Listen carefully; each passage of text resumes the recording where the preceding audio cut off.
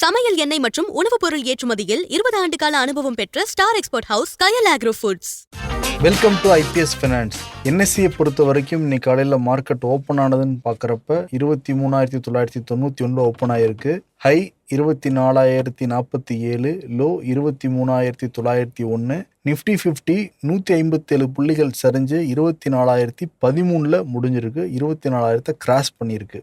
என்எஸ்சியில் இன்னைக்கு ட்ரேடான ஸ்டாக்ஸ்ன்னு பார்க்குறப்ப 3,401, அதில் அட்வான்ஸ் 1,760, டிக்ளைன் 1,522, எந்த விதமான மாற்றமும் இல்லாத பங்குகள் 119. அப்பர் சர்க்கியூட் ஹிட் பண்ண stocks 139, lower circuit 82, 52 week high 126, 52 week low 44. என்எஸ்சியில் ப்ராடர் மார்க்கெட் இண்டிசஸில் பெரிய மாற்றங்கள் இல்லை. செக்டோரல் இண்டிசஸில் பார்க்குறப்ப நிஃப்டி ஐடி 3.65% வரைக்கும் சரிஞ்சிருக்கு.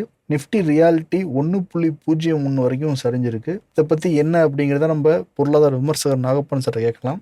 அதுக்கு முன்னாடி சென்செக்ஸை பொறுத்த வரைக்கும் 607 புள்ளிகள் சரிஞ்சு 76,802 முடிவடைஞ்சிருக்கு. கமாடிட்டி மார்க்கெட் எம்சிஎக்ஸ் சந்தையை பொறுத்த வரைக்கும் க்ரூட் ஆயில் 1.97% ஏற்றத்தில் 7,193 ட்ரேட் ஆகிக்கிட்டு இருக்கு. கோல்டை பொறுத்த வரைக்கும் 1.5% சரிஞ்சு 1,47,000 ட்ரேட் ஆகிக்கிட்டு இருக்கு. சில்வரை பொறுத்த வரைக்கும் 2% சரிஞ்சு 2,32,914 ட்ரேட் ஆகிக்கிட்டு இருக்கு. சார்ட்டை பேசுறதுக்கு முன்னாடி உங்களுக்கு என்னென்ன கேள்வி இல்லாமல் இருக்கோ எல்லா கேள்விகளையும் மறக்காம கமெண்ட் செக்ஷன்ல வந்து பதிவிடுங்க. நாளைக்கு நம்ம நாகப்பான் சார் கூட டிஸ்கஸ் பண்ணலாம். சார் வணக்கம். வணக்கம் சிபி. இன்னைக்கு காலையில இருந்தே ஒரு சீரான இறக்கத்தை தான் பார்த்தோம் மார்க்கெட்ல.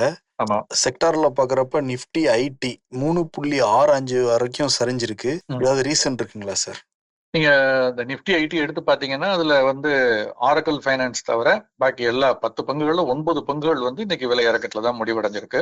முக்கியமான காரணம் என்ன அப்படின்னு பாத்தீங்கன்னா, தொடர்ந்து அந்த துறையில வளர்ச்சி குறைவாக இருக்கும் என்ற செய்திகளும் ஏஐ அதனுடைய பாதிப்பு அப்படின்னு வந்துட்டு இருக்கிறது ஒரு பக்கம் இருந்தாலும், நேற்று குறிப்பாக அமெரிக்க பங்கு சந்தையில் நம்முடைய பங்கு சந்தை முடிவடைந்த பிறகு அக்சென்சர் நிறுவனத்தினுடைய பங்கு பெரிய வீழ்ச்சியை சந்தித்தது. ஏன்னா அவர்கள் வரக்கூடிய இந்த மீதம் இருக்கக்கூடிய நாட்கள் நடப்பு ஆண்டுல கைடன்ஸை டிராஸ்டிக்கா குறைச்சிருந்தாங்க. அதாவது சந்தை எதிர்பார்த்ததை விட மிக குறைவாக இருந்தது. ரெவென்யூ குரோத்தே இருக்காது, அது ரெவென்யூ குறைவாக இருக்கும் ரெவென்யூ குரோத் அப்படின்னு சொல்லியிருந்தாங்க. அதனால அது லாபத்தையும் பாதிக்கும். அதனால அந்த நிறுவனத்தினுடைய பங்குகள் மிகப்பெரிய வீழ்ச்சியை சந்தித்தது, கணிசமான ஒரு வீழ்ச்சியை சந்தித்தது நேற்று.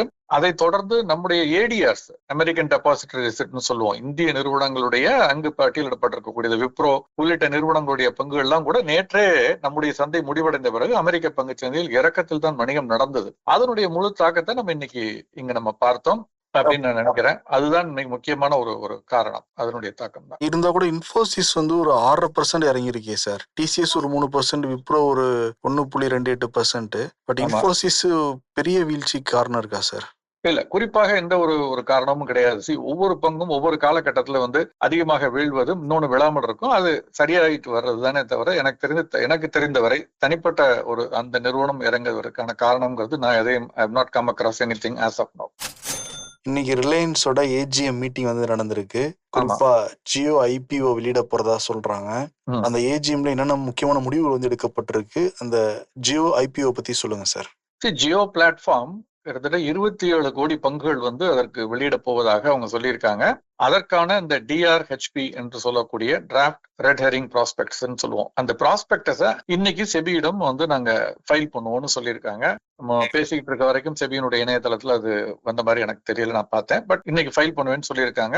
அங்க ஃபைல் பண்ணிருக்கலாம். செபி அதை புதுவெளியில் வெளியிடுவது மாலைக்கு 5 மணிக்கு 5:30 மணிக்கு பின்னால் இருக்கும்னு நினைக்கிறேன். இதுல ஒரு விஷயம் என்னன்னா, முழுவதுமே இது புதிய பங்கு வெளியீடாகத்தான் இருக்கும். ஆஃபர் ஃபார் சேல் ப்ரொமோட்டர்ஸோ ஏற்கனவே முதலீடு செய்தவர்களோ எங்களுடைய பங்கு விற்பனை அல்ல. இது நிறுவனத்திற்கு தேவையான மூலதனத்தை திரட்டுகிறோம். அதனால நிறுவனம் வெளியிடக்கூடிய புதிய பங்கு வெளியீடு அப்படின்னு சொல்லியிருக்காங்க. பங்கினுடைய விலை என்ன அப்படிங்கறதெல்லாம் அது இன்னமே தான் அவங்க மர்ச்சன்ட் பேங்கர்ஸோட டிஸ்கஸ் பண்ணிட்டு வருவாங்க. ஸோ இது ஒரு விஷயம் அந்த ஜியோ பிளாட்ஃபார்மை பொறுத்த வரைக்கும். இன்னொரு விஷயம் என்ன சொல்லியிருக்காங்க அப்படின்னா, இந்த சேட்டலைட் கம்யூனிகேஷன் சாட்காம்னு சொல்லக்கூடியது, அந்த ஜியோ இன்ஃபோகாம், அதுல என்ன சொல்லியிருக்காங்க அவங்க ஆகாஷ் அம்பானி ஒரு விஷயம் சொல்லியிருக்காரு. நாங்க சேட்டலைட் கான்ஸ்டலேஷன் சொல்லி ஒரு சேட்டலைட் ஏரியா, பூமியை சுற்றி வரக்கூடிய சேட்டலைட், அதுல அந்த தொழில்நுட்பத்தில் அதுல நாங்க நுழைய இருக்கிறோம். அதுக்கான நிறைய டெக்னாலஜிக்கல் டைப்ஸ் எல்லாம் பண்ணியிருக்கோம். இந்தியாவிலேயே அது நாங்க பண்ண போறோம் இந்தியாவுக்காக அப்படின்னு சொல்லியிருக்காங்க. சோ அது வந்து அடுத்து நம்ம ஸ்பேஸ் எக்ஸ் ஐபிஓ பத்தி எல்லாம் பேசி கொண்டிருக்கக்கூடிய ஒரு காலகட்டத்துல இப்ப இது வந்து ஒரு முக்கியத்துவத்தை பெறுகிறது. சோ இது ரெண்டு தான் எனக்கு தெரிந்தவரை நான் பார்த்த வரைக்கும் இன்னைக்கு முக்கியமான நிகழ்வுகள். மற்றபடி இந்த நிறுவனத்துடைய முடிவுகள் எல்லாம் முன்பே வெளிவந்துருச்சு. இது வந்து ஆண்டு பொதுக்குழு தான். இப்போ நம்ம ஏற்கனவே சொல்லியிருந்தோம் சார், என்எஸ்சி ஐபிஓ தான் மிகப்பெரிய ஐபிஓ இருக்கும்னு நம்ம சொன்னோம். ஆமா. பட் அதை பீட் பண்ணிட்டு இப்போ ஜியோ வந்திருக்கு. ஆமா. ஜியோ ரிலையன்ஸ்னாலே மக்கள் மத்தியில எல்லாருக்கும் தெரிஞ்ச ஒரு கம்பெனி, ஒரு ஆர்வமும் காட்டுவாங்க. என்ன சார் நம்ம கவனிக்கணும் இப்பவே? ஒரு விஷயம் ஒரு லெவலுக்கு மேல இதுல வந்து நம்ம என்ன இதுன்னு நம்ம சொல்ல முடியாது. ஏன்னா நிறைய நடைமுறை சிக்கல்கள் இருக்கு. என்ன விலைக்கு வெளிவர போகிறார்கள், அதனுடைய பிசினஸ் மாடலினுடைய முழு விவரங்கள் என்ன அப்படிங்கறதெல்லாம் நம்ம பார்த்தாதான் தெரியும். உதாரணமாக தேசிய பங்கு சந்தையை பத்தி நீங்க சொன்னீங்க. அதனுடைய பங்கு வெளியீடு குறித்த டிஆர்ஹெச்பி நேத்து வந்து செபியினுடைய இணையதளத்துல அப்லோட் பண்ணிருக்காங்க. அது நூற்றுக்கணக்கான பல 100 பக்கங்கள். அது நிச்சயமா வந்து ஒவ்வொரு முதலீட்டாளரும் டவுன்லோட் பண்ணி படிக்கணும். ஏன்னா அவர்களுக்கு காம்படிஷன்ங்கிறது மும்பை பங்குச்சந்தை தான். அதோடு ஒப்பிட்டு பல இடங்கள்ல மும்பை பங்குச்சந்தையினுடைய செயல்பாடுகள் எப்படி இருக்கு, இவருடைய செயல்பாடுகள் எப்படி இருக்கு, அதனுடைய மதிப்பீடு எப்படி இருக்கு, இவர்களுடைய மதிப்பீடு எப்படி இருக்கிறது, அங்கு எத்தனை நிறுவனங்கள் பட்டியலிடப்பட்டிருக்கு, இங்க எவ்வளவு லாபம், எவ்வளவு இவங்களுடைய லாபம், இப்படி பல ஒப்பீடுகள் அங்க கொடுக்கப்பட்டிருக்கு. ஒரு துறையில பல நிறுவனங்கள் இருக்கும் பொழுது அதை புரிஞ்சுக்கிறது கொஞ்சம் காம்ப்ளிகேட்டடா இருக்கும். இங்க 2 நிறுவனங்கள் இருக்கும் பொழுது இப்ப 3 இருக்கு, பட் இதுல 2 தான் ஆக்டிவா இருக்குது. மெட்ரோபாலிட்டன் ஸ்டாக் எக்ஸ்சேஞ்ச் அவ்வளவு ஆக்டிவா இல்ல. சோ இதை ரெண்டையும் நம்ம ஒப்பிட்டு பார்க்கும் பொழுது நிறைய விஷயங்களை கற்றுக்கொள்ள முடியும். அந்த மாதிரி இந்த ப்ராஸ்பெக்டஸ் வந்த பிறகுதான் நம்ம இதை பத்தி இன்னும் கூட விவரமாக பேச முடியும். கமாடிட்டி வந்தோம் அப்படின்னா ஜேபி மார்கன் தங்கம் விலைங்கிறது அடுத்த வருஷத்துல இன்னும் 50% அதிகமாகலாம் அப்படின்னு கணிச்சிருக்காங்க. எதை வச்சு சார் கணிச்சிருக்காங்க? அதுக்கான வாய்ப்பு இருக்கா? இது வந்து அவங்க கிட்டத்தட்ட ஜூன் 9ஆம் தேதி ஒரு இது தரவு வெளியிட்டு இருந்தாங்க. அதை இப்ப மீண்டும் வலியுறுத்தி இருக்கிறார்கள். என்ன சொல்லியிருக்காங்க அப்படின்னு பாத்தீங்கன்னா, இப்ப $4150 ஒட்டி இருக்கக்கூடிய தங்கத்துடைய விலை இந்த ஆண்டு கடைசியில் 2026லயே $6000 ஒரு அவுன்ஸுக்கு தொடுவதற்கு வாய்ப்புகள் அதிகம். 2027 கடைசியில் $6300 வரைக்கும் போறதற்கான வாய்ப்புகள் அதிகம்னு சொல்லியிருக்காங்க. டெக்னிக்கலா அதுக்கு ஒரு ரெசிஸ்டன்ஸ் இருக்கு. 200 டே மூவிங் ஆவரேஜ்னு சொல்லுவோம். 4340 அப்படிங்கிற அளவுல அதுல இருந்து 50 டே மூவிங் ஆவரேஜ்ங்கிறது 4730 இப்படின்னு இதுக்கு நடுவில் அது வந்து ரேஞ்சர் போட்டா போய்கிட்டு இருக்கு. இதை பிரேக் அவுட் ஆகிறப்ப அது போகும்னு சொல்றாங்க. அதுக்கான முக்கியமான காரணம் கூடியது என்ன அப்படின்னு பாத்தீங்கன்னா, தங்கத்திற்கான டிமாண்டுங்கிறது முக்கியமாக 3. ஒண்ணு ஜுவல்லரி, அது கிட்டத்தட்ட 50%. அது இந்தியா, சைனா மாதிரி சொல்றாங்க. இன்னொரு 10% வந்து தங்கத்தை பொறுத்த வரைக்கும் இண்டஸ்ட்ரியல் டிமாண்ட். பாக்கி 40% இது வந்து அப்பப்ப மாறும், ஆண்டுக்கு ஆண்டு மாறும், அப்பொழுது மாதத்திற்கு மாறும். சமீபத்திய தரவுகள் படி 40% வந்து மத்திய ரிசர்வ் வங்கிகள், உலகம் முழுவதும் இருக்கக்கூடிய நாட்டு வங்கிகள் வாங்கக்கூடியது. அதுவும் குறிப்பாக சமீப காலமாக கடந்த 10 ஆண்டுகளாக 2021 துவங்கி 25 வரைக்கும் வந்து அவங்க 225 டன் வாங்கியிருக்காங்க இந்த சென்ட்ரல் பேங்க் எல்லாம் கோல்ட் பர்ச்சேஸ். ஆனால் 2016 இருந்து 2020 வாங்கினது இதுல பாதி தான். அதை விட 2 மடங்கு இப்போ வந்து மத்திய வங்கிகள் வந்து வாங்கியிருக்கிறதா வந்து இந்த ரிப்போர்ட்ல அவங்க வந்து சொல்றாங்க. சோ அது வந்து தொடரும்ங்கிறது தான் அவங்களுடைய நம்பிக்கை. இன்னைக்கு இருக்கக்கூடிய பல அன்சர்டனிட்டி, நிச்சயமற்ற தன்மைகள், இதெல்லாம் காரணமாக. அது போக இன்னொரு பக்கம் ஈல்டு, அமெரிக்காவினுடைய ஈல்டு, அந்த பிக்ஸட் ரிட்டர்ன்ஸ், அது ஒரு பக்கம். இந்த மாதிரியான பல விஷயங்களை அவங்க அதுல வந்து விவாதித்திருக்கிறார்கள். சுருக்கமாக இன்னொரு விஷயம் அதுல சொல்லப்பட்டிருக்கு. சைனாவை பொறுத்த வரைக்கும் அங்கு இருக்கக்கூடிய ஒரு 10 காப்பீட்டு நிறுவனங்கள், அவர்களுக்கு அவங்களை ரெகுலேட் பண்ணக்கூடியவங்க ஒரு அப்ரூவல் கொடுத்திருக்காங்க. என்னன்னா, அவங்களுடைய மொத்த அசெட் அண்டர் மேனேஜ்மெண்ட்ல 1% வரைக்கும் பிசிக்கல் கோல்டு, தங்கத்தை வாங்கி வைத்துக் கொள்ளலாம் அப்படின்னு ஒரு அனுமதி இது முன்பு கிடையாது, இப்ப கொடுத்திருக்காங்க. சோ இதுவும் வந்து ஒரு நிச்சயமா வந்து சந்தையில் வந்து ஒரு தாக்கத்தை ஏற்படுத்தும். 1% தானே நினைக்கலாம், பட் அந்த 1% நீங்க கணக்கு போட்டு பார்த்தா கிட்டத்தட்ட 200 டன் கோல்டு அப்படிங்கிறாங்க. அதாவது இந்த மத்திய ரிசர்வ் வங்கிகள் எல்லாம் வாங்கினதுன்னு ஒரு தொகை சொன்னேன்ல, அந்த அமௌண்ட் அந்த அளவுக்கு கிட்டத்தட்ட அது ஒரு வருதுங்கிறத நம்ம பார்க்கலாம். இதற்கிடையில வந்து இந்த 2026 இதுல வந்து பாத்தீங்கன்னா கணிசமான கிட்டத்தட்ட 244 டன் வந்து தங்கம் வாங்கப்பட்டிருக்குங்கிறதையும் வந்து வேர்ல்ட் கோல்டு கவுன்சில் வந்து சொல்றாங்க. இது ஒரு பக்கம். இதுக்கு கான்ட்ரரியா ஒரு விஷயத்தை நான் சொல்ல விரும்புறேன். இதே நிறுவனம் பிப்ரவரி மாதம் கடைசியில ஒரு ப்ரெடிக்ஷன் சொன்னாங்க. பிப்ரவரி 27ஆம் தேதி அவங்க சொன்னது வந்து கச்சா எண்ணெயினுடைய விலை இந்த ஆண்டு முழுவதும் சராசரியாக $60 இருக்கும்னு சொன்னாங்க. மறுநாள் துவங்கி என்ன ஆனிச்சுங்கிறதையும் நம்ம பார்த்தோம். அதே மாதிரி வெள்ளிக்கும் ஒரு ப்ரெடிக்ஷன் சொன்னாங்க. அதுவும் கிட்டத்தட்ட பிப்ரவரி 2ஆம் வாரத்துல அவங்க சொன்னது இந்த ஆண்டு முழுக்க ஒரு $81 கிட்ட சராசரி. ஓகே, அது கூட குறைச்சிருக்கும், $81 கிட்ட இருக்குன்னு சொன்னாங்க. இப்ப நம்ம பேசிக்கொண்டிருக்கும் பொழுது $65 கீழே வந்துருச்சு அந்த வெள்ளியினுடைய விலைங்கிறதையும் நம்ம நினைவுல வச்சுக்கணும். ஆக அவங்க வந்து ஒரு சில விஷயங்கள் நடந்தால் இப்படி இருக்கும் அப்படின்னு சொல்லியிருக்காங்க. அதுலேயே வந்து அவங்க ஒரு நெகட்டிவ் சைடும் சொல்றாங்க. நம்ம டாலருடைய மதிப்புல வந்து பெரிய மாறுதல்கள் இருந்தால் அதெல்லாம் கூட தங்கத்தினுடைய விலையை பாதிக்கும்ங்கிறது ஒரு பக்கம் இருக்கு, அன்சர்டனிட்டி இருக்கு. சோ அதனால நான் எப்போதும் சொல்ற மாதிரி you should take it with a pinch of salt. Bottom line, அவர்கள் இந்த அளவுல பாட்டம் அவுட் ஆயிடுச்சு தங்கத்தினுடைய விலை, இதற்கு மேல் பெரிய அளவுல இறங்குவதற்கு வாய்ப்பில்லை என்று அந்த ரிப்போர்ட் அவங்க நம்புறதாகத்தான் நான் புரிந்து கொள்கிறேன். இப்போ இதை பார்த்து நிறைய பேர் ஓகேப்பா இதான் சரியான தருணம்னு போல முடிவெடுக்கலாம் சார் தங்கத்தில் முதலீடு பண்றவங்களுக்கு. நான் சொல்றேன் திரும்ப எஸ்ஐபி முறை தான் பெட்டர். என்ன காரணம்னா திரும்ப திரும்ப ஒவ்வொரு அரசாங்கங்களும் என்ன செய்யுங்கிறது நமக்கு தெரியாது. சைனா தொடர்ந்து வாங்கி கொண்டிருக்கிறது, ஆனா ரஷ்யா அப்பப்போ வித்துட்டு இருக்காங்க. இன்னொரு பக்கம் பாத்தீங்கன்னா ட்ரம்ப் இப்போ இந்த காப்பருக்கு ஒரு இது போட போறதா சொல்லிட்டு இருக்காரு. அந்த மாதிரி இப்ப இதுக்கு வெள்ளிக்கோ தங்கத்துக்கோ ஏதாவது சொன்னாருன்னா அப்ப என்ன ஆகுறது? சோ அந்த மாதிரி பிரச்சனைகள்லாம் இருக்கு. ஒரு நிறுவனம் மாதிரி இதுக்கு வந்து ஏர்னிங்ஸ் பர் ஷேரோ ப்ராஃபிட்டபிலிட்டியோ வருமானமோ இல்ல, அப்ரிசியேஷன் மட்டும்தான். அது எதனாலனா நிறைய பேர் அதை வாங்குவாங்கிற நம்பிக்கையினால. அப்படிங்கும் பொழுது அப்ப அதை வந்து ஒரு நம்பிக்கையின் அடிப்படையில் இருக்குது. அப்ப அதை வந்து நம்ம எஸ்ஐபி மெத்தட்ல போடுறதுதான் கரெக்டா இருக்குமே தவிர ஜட்ஜ்மெண்டல் கால் கரெக்டா இருக்காதுன்னு தான் நான் நினைக்கிறேன்.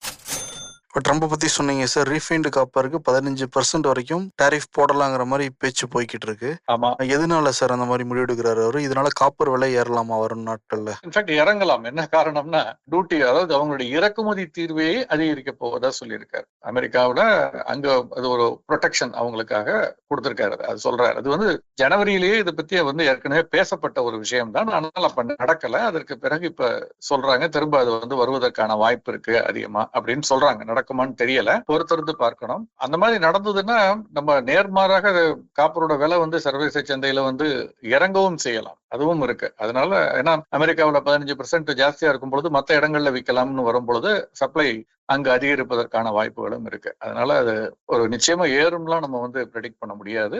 But it is a commodity to be watched. ரொம்ப கேர்ஃபுல்லா க்ளோஸா வாட்ச் பண்ணணும். ஏன்னா அந்த டேரிஃப்னுடைய பாதிப்புங்கிறது ஒருவேளை வந்தால் நிச்சயமா இருக்கும். ஏன்னா மார்கன் ஸ்டான்லி அனலிஸ்ட் என்ன சொல்றாங்கன்னா அந்த 15% டேரிஃப் வந்து ஜனவரியில இருந்து போடுறதுக்கு வந்து 43% சான்ஸ் இருக்கு அப்படின்னு சொல்றாங்க. அது முன்னாடியே ஒரு நோட் ரெடி பண்ணிருக்காங்க. வந்தால் கூட உடனடியாக வராதுன்னு நான் நினைக்கிறேன். அதுக்கு ஒரு காலம் கொடுத்துதான் வரும், பார்க்கலாம். சார், கச்சா எண்ணெய் விலை தொடர்ந்து இறங்கிக்கிட்டே இருக்கு. இதனால நமக்கு என்னென்ன நன்மைகள் வரும் காலகட்டத்தில் ஏற்படலாம்? கச்சா எண்ணெயுடைய விலை பொறுத்தவரை ஓரளவுக்கு கட்டுக்குள் இருக்கு. இதுக்கு மேல பெரிய அளவுல இறங்குமாங்கிறது டவுட்ஃபுல் தான் நான் நினைக்கிறேன்.